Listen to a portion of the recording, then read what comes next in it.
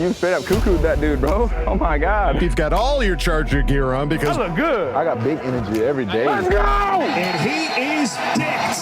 Blind squirrel finds a nut every once in a while. That's right. You have to love what you're seeing on tape if you're a Chargers fan, especially for the future with Justin Herbert on the move and throws and touchdown. Players, coaches, staff, fans, together we can create something truly special. Stay tuned for some good content.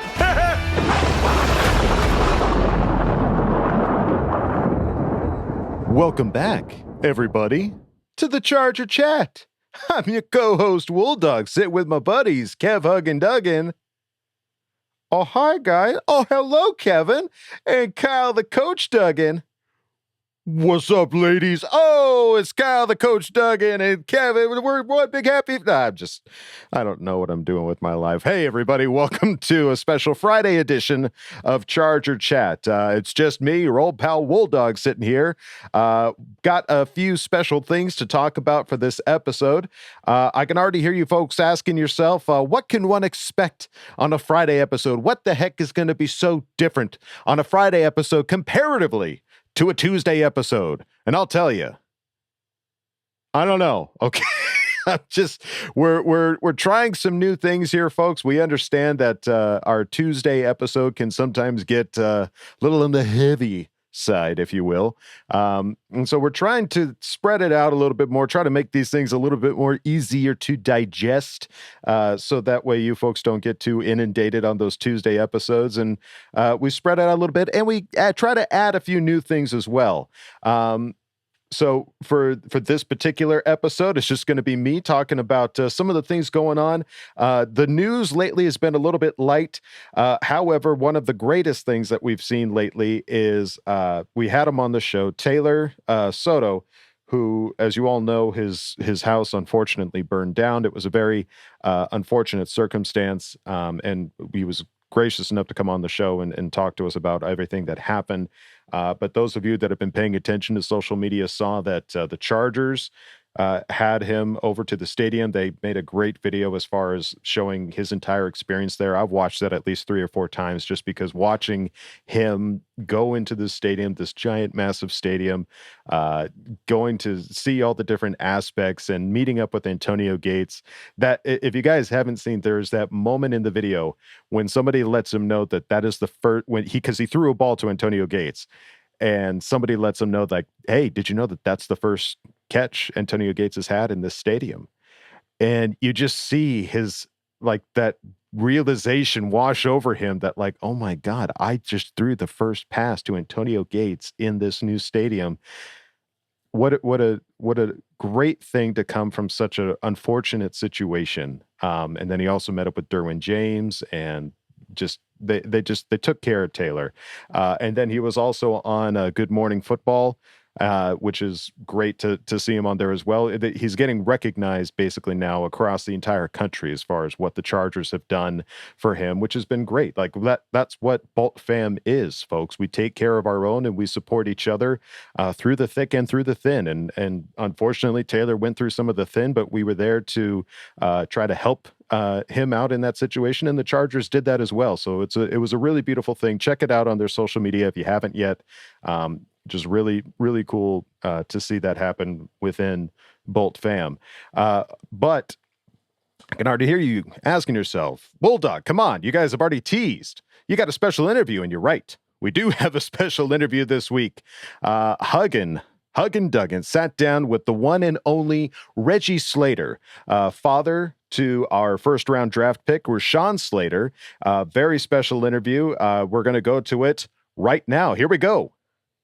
All right, guys, we are here with another bold insight, and man, are we lucky to have Reggie Slater, the pops of our first-round draft pick, Rashawn Slater. What is going on, Reggie? Hey, thank you very much for having me on today. Doing well. Yeah, it's our pleasure. I'm so excited to talk to you and get to know a little bit more about you and Rashawn. So let's jump off right off the bat. Let's just go back to draft day. Like, what was it like being backstage with your whole family, and then he gets the call? Like, what was that like? What an exciting and electric atmosphere that was. Rashawn was kept busy pretty much all day, just like he is right now when I try to call him. But he had been working up to this for such a very long time. And to have all this cultivate and be drafted by a team like the Chargers, an up-and-coming team, professional, great foundation. He was very excited. We were excited for him. Just awesome. Yeah, it was so cool. I went back and watched the video, and you were just pumped. You had your camera out. You were just going. It looked like it was a lot of the family was really excited at that moment. Absolutely. There's an idiot barking. That's me barking in the background. That's classic dad. That's what dads are supposed to do. So I want to go back a little bit with you. So, you played in the NBA for 8 years, which is amazing. And then, I'm always curious, like when you're a professional athlete and you have children, do you have aspirations for them to be professional athletes, or like how was that for you? No, I had a lot of stories for these guys. Unfortunately, Rashawn was really little when I finished playing, so he never actually got to see and watch me play, although I'd show him videotape. And I think I discussed with another gentleman before earlier that, I had him out there doing all the dribbling drills and whatnot. So I figured if he would play professional or play at least collegiate basketball. But, he had a calling in football. And, Rashawn's personality is that he focuses, researches, does all the due diligence and does whatever it takes in order to perfect his craft. And he really worked hard in football. Yeah, that's awesome. And it's kind of interesting you say that, because like my dad played college basketball, and I remember my brother and I were, in all the sports, and he was always our coach, but there was something about basketball. Like we did more suicides. We were doing more stuff in basketball. So it was like, is there something that like with that sport, that just kind of the intensity kicked up a little bit when you have kids, you want to play with them and get them good at what you were really good at?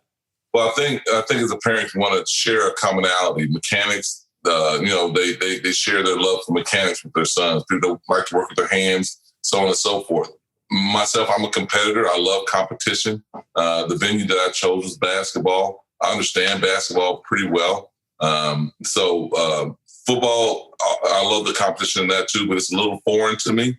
Some of the things that they do, basketball is very familiar to me. So, I would talk to these guys extensively about all the, particulars and whatnot, not just, the basic foundation of playing hard and tackling your challenges one by one, but all the what it takes to get better than the next guy. And of course, once Rashawn got drafted, and, we had long, and even before that, long discussions about what it takes to be a professional, the time, the dedication, sacrifices, so on and so forth. Gotcha. Yeah. So was there any kind of like advice that, I know it's different sports, but was there any kind of advice you gave him? Like, this is what you need to be, successful as a professional athlete? No, it's different sports, but it's the same thing. You have to understand what it takes in order to get to where you got. And Rashawn has that. He understands that he needs to get better every day. It's never a finished product. You're always learning, So he understands that, and he's willing to put in that time in order to get better. So you guys got a good one. You guys got a really good one. Oh, we're excited about it. There was the time there where we were like, he wasn't even really on our radar because no one thought he was going to be even close to coming near the Chargers at 13. So like when he landed where he did, we were like, my brother and I and everyone I know was like losing our minds. We were so excited. It's amazing. So let's go into that a little bit. Like, he was touted as like one of the top tackles in the whole draft class, 1A, 1B is what people were saying. That's where it was. So like when the draft kind of happened, and I'm sure you guys were assuming he was going to go really high.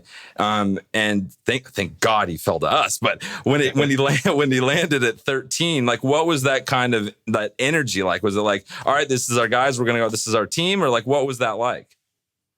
Well, it was just again, it's a culmination of all the hard work that he had put forth. And once we started, there was a few teams that I thought that may have picked him in the top 10.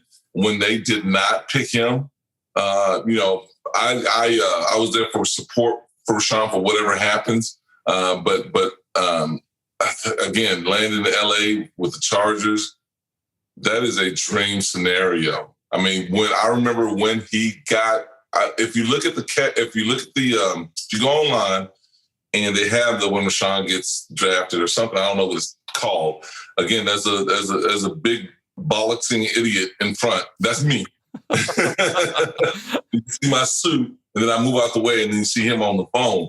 Again, I was right by him to provide support, not because he was inferior or anything, but just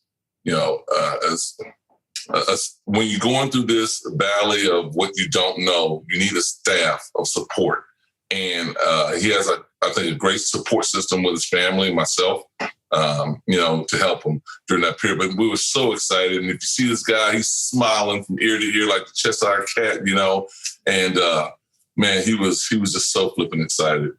And I was that was awesome. And it was kind of interesting too. They were talking about, how he opted out his last season of college. And like, that's the fun part, is playing the games, but he decided he's just going to go to work. He's just going to train and go do his like specialty stuff. Like there's something really to be said for like, I'm just going to lock in on this and not do this other thing that may be more fun. So like, that must speak a lot to his kind of character. That was a tough decision for Rashawn because he made a commitment to Northwestern to not only win the be part of a group that would not only win the Big Ten West but the Big Ten period. So in a sense, he felt very pulled in two directions. But when the Big Ten opted out, that kind of made the decision for him. So he went ahead, moved forward, said, "Okay, I'm prepared for the season." And I think he's expressed on tape or on auditory or something, everything that happened after that. But it was a tough decision. It was a very tough decision. And I have to hand it to the kid because when he started training, I think in September, I think most folks would have been like, okay, I'm going to slowly ramp up. I'll start slow and ramp up and gradually ascend. He was hitting hard, full core, 100% from then until the day he stopped. Rashawn is one thing you guys will, get from this guy is when he says something, he means it. And when he means it, he says it. If he's committed to you, he's committed to you. So this guy, he was training full blast from the moment that he decided to pursue a professional career, and still. So. Yeah, we're beyond thrilled. We're so excited to have him protect Justin Herbert. And what's the kind of the sense of like, because the quarterback is such an important piece, but so is protecting his blind side. Like, what is his kind of thoughts on having Justin Herbert as a quarterback and being able to protect him? I think it's in the nature of offensive linemen to want to protect folks. I can recall talking to him a few years ago about an incident that happened where one of his brothers on the offensive line at Northwestern, had a mishap and the quarterback got hit, and you could see it in his eyes. It's like, that hurt. That's something that you never want the guy that you're protecting to have to go through, is to get hurt. So again, when Rashawn got on that stage and he looked in the camera and he's like, "Look, I got your back." He said something to that extent. He's got that guy's back. I don't want to call him kid. I'm 50, so everybody. But yeah, he's got the guy's back. He's gonna do whatever it takes in order to protect Justin. Awesome. I just got a couple more for you. One, there's like the viral video of him I guess at his college lifting and like losing his mind. So where does he get that? Were you a powerful guy? Were you doing that kind of crazy stuff back in the day? No, I did catch weights. Because I'm a big guy naturally. I'm a basketball player, but everybody thinks I play football. Rashawn loves lifting weights. So again, Rashawn, I'll repeat, he knows what it takes and the sacrifices and everything that he has to do in order to become who he envisions. And so part of that is dedicating yourself to that weight room, dedicating yourself to film sessions, to working on your footwork. That's him. That guy's intense. He wants to be the best he can be. But if you interview him or talk to him, you're probably going to talk to one of the more chill guys you've ever seen in your life. That's so funny because his nature, I think, is very calm, but he knows how to switch it so that he prepares himself in his mind to be able to do whatever it is that he needs to get done. I love that though, because the guys that are quiet and aren't like the loud ones, you got to watch out for those ones. Those are the guys you really got to be careful around because they'll get you. Rashawn's super chill, dude. He is a super chill dude. That's his nature. That's awesome. That's awesome. So, all right. Well, my last question for you, so what does Charger game day look like for you and the Slater family? Like, what are you guys going to do? Are you going to go to games? Are you going to set it up at home? Like, what's the plan for, especially for his first NFL game? Oh, we'll be there. We've already bought season tickets, so we're prepared. I have a sister that lives very close to LA. She actually met Rashawn at the airport to welcome him to LA. And we're excited. What it looks like for us, it looks like we're going to be on that plane the day before. That's awesome. There, and just, man, I'll probably be hoarse the next day. I'll be having my 70s jersey on, my Chargers jersey on, and I'll be rooting like an SOB,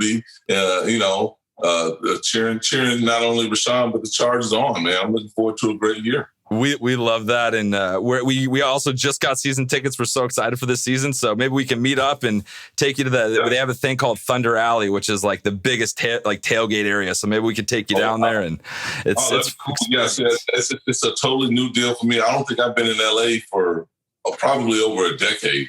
It's been a while since I've been to LA. I've been to San Diego a few times. Again, my sister lives in a town called Oceanside, which isn't very far from there. But man, I'm looking forward to the atmosphere and seeing everything and watching this next chapter open up and develop. Very excited. I forgot to ask you about him, and because the big thing was him and Chase Young. So Chase, damn, that's gonna be crazy.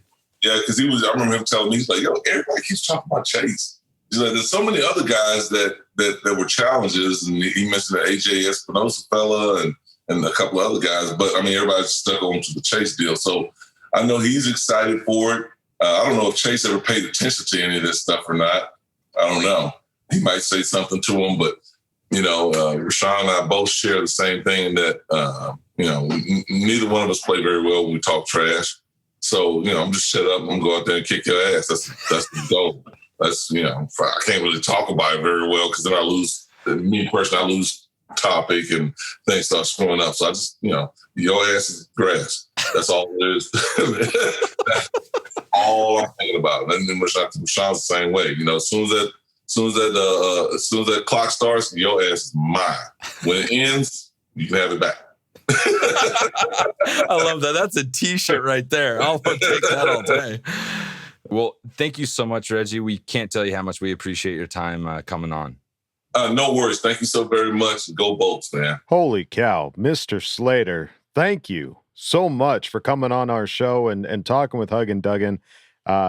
Fantastic stories there. I'm so excited. We were all so very excited to get Rashawn Slater, and because it was such a need for this team. Like, it wasn't just like, well, Rashawn's there, I guess the Chargers could take him. I mean, whatever.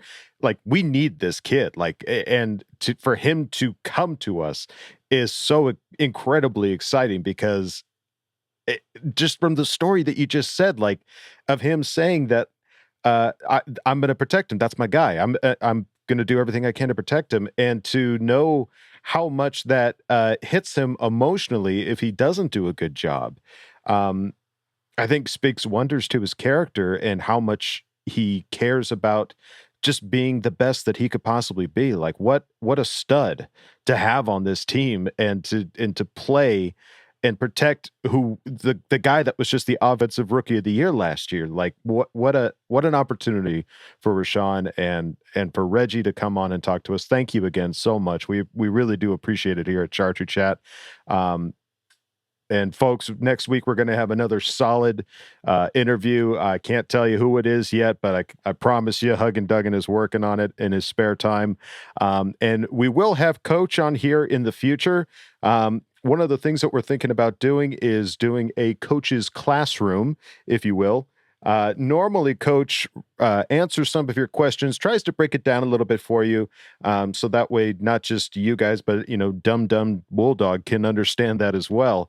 I think we're going to have him on to do Coach's Classroom to kind of maybe break down some specific plays or particular players and what it is that they do with this team. So if you guys have questions, or if you guys have even access to video, like if there's a YouTube clip and you're like, hey, you know that clip with Rashawn Slater when he's pushing, Chase Young down in the dirt and taking his ass and giving it back to him at the end of the game. You know that play that I'm talking about? Can you guys take a look at that play and tell me, specifically what it is that you're seeing? Like, what is Rashawn doing that is, taking Chase down so hard? Or not even, it doesn't have to be Rashawn Slater. It could be something on defense. I know coaches, he likes his defense. So if you guys have any defensive questions, any specific plays or players or something like that, reach out to us. Let us know. We're on Twitter. If you're looking on YouTube, you can see. You see the coach? See that Bolt Chat coach right there? I'm going to tickle him. Shoot him a tweet. Mention it in a YouTube comment, or just reach out to us on Twitter. Or Reddit. We're on Reddit as well. So if you guys have questions, reach out to the coach, because I promise you, there are no dumb questions. Okay. I ask dumb questions all the time, and I even make dumb comments from time to time. And boy, you guys let me know when I do. And that's fine, because I'm here to have fun, folks. This is, again, the Shamelessly Positive podcast. You got to deal with that. So next week, we're going to have a little bit more content to go through. But until then, folks, that's going to do it for us here at Charger Chat. Don't forget to bolt up, because we're ready for any squad, any place. K, love you, bye. And now, a word from our sponsors. So you've got yourself an ass, but where do you keep your ass when you've got somewhere to be? Look no further, friends. Come on down to the Slater family ass lockers. That's right, folks. It's 2021, and now you can keep your ass safe and protected in the hands of the Slater family. And they'll give it back to you when they're good and ready. So come on down to the Slater family ass lockers and give them your ass today.